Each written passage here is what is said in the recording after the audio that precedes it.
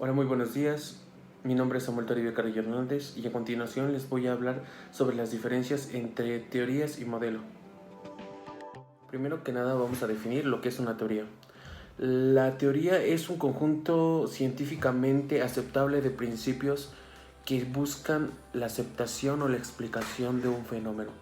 La teoría es, en pocas palabras, las ideas que se conciben o que buscan dar respuesta a algo que se desconoce.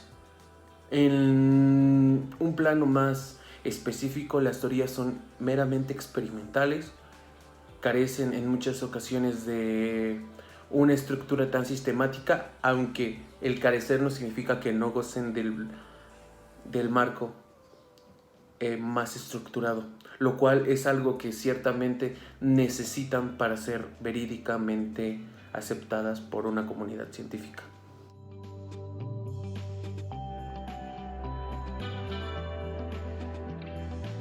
Existen diferentes tipos de teorías.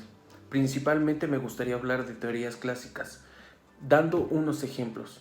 Un claro ejemplo sería la teoría de las ideas, expuesta por Platón, que nos habla que todo lo que conocemos es una mera idea de algo que ya está preconcebido, que viaja, que se guarda y que está ya en el cosmos. Lo único que hacemos es, a través de conocimiento, tratar de llegar a una imagen o a un molde, el cual nos da hasta cierto punto una perspectiva de lo que podría ser ese concepto general. Nosotros nada más divagamos en búsqueda de ese conocimiento, de ese concepto, de ese significado. Dalton nos habla en el dualismo sobre pienso y luego existo. Nos habla de que no puede ser algo verdad si no es científicamente comprobable, pero eso que no es científicamente comprobable no es verdad, así que debe de tener un marco y un sustento científico en su totalidad. La teoría de la educación a través de, de instrucción. La teoría a través de instrucción nos habla, en otras palabras, como yo te pongo una actividad y tú la tienes que seguir. Es algo más, es un plano donde el docente ejerce el punto principal de una pirámide y el alumno nada más recibe la información. Tiene que codificar y tiene que buscar, tiene que indagar. También me gustaría hablar de algunos tipos de teorías, como son la conductual, la social, la humanística, la cognitiva.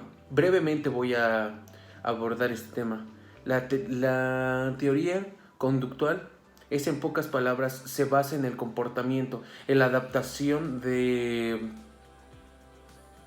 un sistema en donde el profesor es únicamente un transmisor de conocimientos a través de modelos de repetición, modelos donde el alumno recibe el conocimiento y lo concibe a través de un lineamiento muy estricto, un lineamiento arcaico, y este proceso se llama la teoría conductual.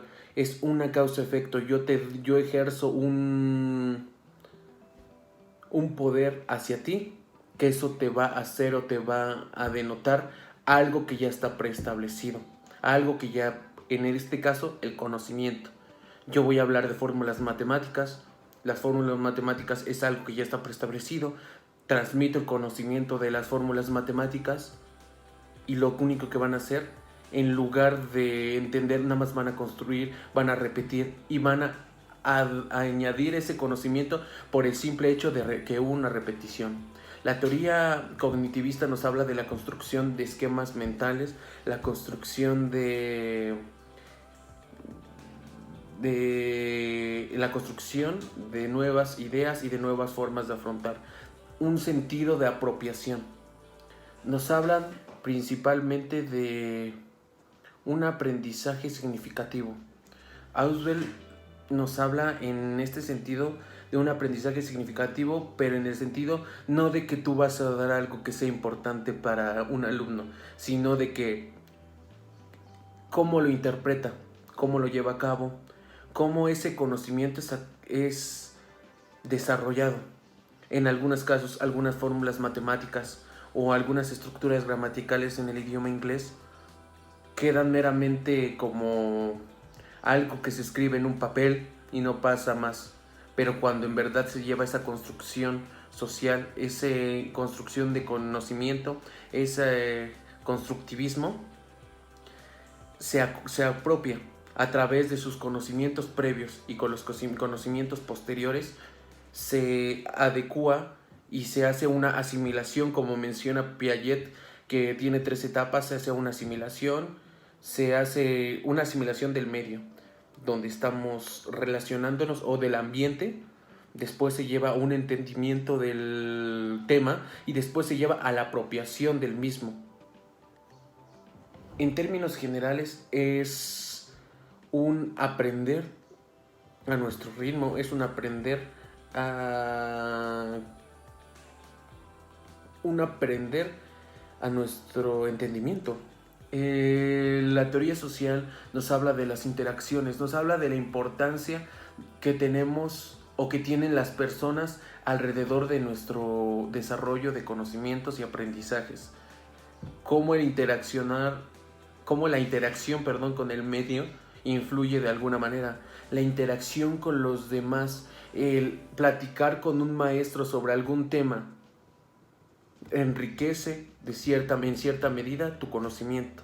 Platicar con personas de tus mismos intereses, ayudar a un compañero que no tiene la misma capacidad cognitiva que tú y relacionarlo con una red social hace que la red de conocimiento, que el aprendizaje sea continuo y óptimo, porque te envuelves en climas y en ambientes educativos óptimos. La teoría de la distancia transaccional nos habla básicamente y en pocas palabras de un aprendizaje en línea, donde el alumno no está en su totalidad con la presencia de un maestro debido a su plan de estudio, su plan curricular. También nos maneja una independencia, porque el mismo alumno tiene que buscar el medio, tiene que adaptarse y acoplarse a las pocas cantidades de sesiones y a buscar desarrollar su aprendizaje, obviamente con la ayuda de un docente, pero sino también al ejercer una duda buscar, leer, indagar. Y la teoría humanista entiende más al ser humano como un ser humano, lo ve desde un carácter más sensible, de que yo entiendo que tú aprendes y que tienes tus capacidades, así que yo tengo que desarrollar un análisis hacia mi persona para que tú mismo generes un autoanálisis y veas y valorices qué es lo Las diferencias entre teoría y modelo llevan más que nada en la formalidad. Tanto uno no es más importante que el otro, porque los dos buscan y tienen la característica principal de querer conocer más, adecuar y buscar soluciones a problemáticas actuales, pero la teoría es más experimental, más vivencial, necesita más práctica, y el modelo es más estructural. Los modelos es un conjunto de representaciones sistemáticas para dar fe y dar respuesta a circunstancias o a problemáticas que se mantienen en un tema específico. Por ejemplo, esto se podría desarrollar en algún momento, cómo lograr que las personas con alguna discapacidad cognitiva aprendan. Se tuvieron que indagar, se tuvieron que hacer varias valorizaciones, varias teorías para llegar a un modelo, a una estructura, a un punto más esquematizado donde se da una valorización más general.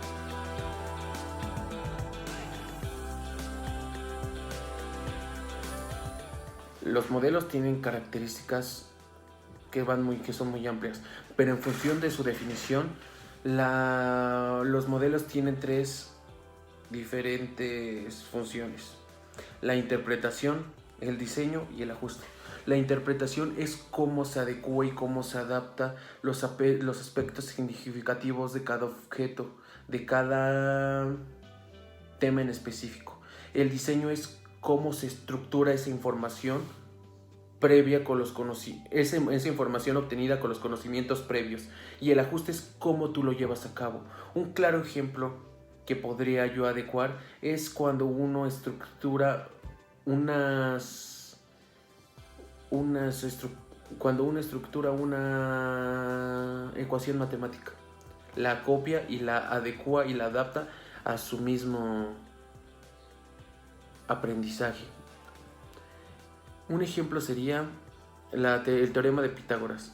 Cuando yo o algún maestro en específico llega y habla sobre el teorema de Pitágoras, explica que es la hipotenusa elevada al cuadrado es igual a la suma de los dos catetos elevados al cuadrado. Se hacen representaciones, se interpreta.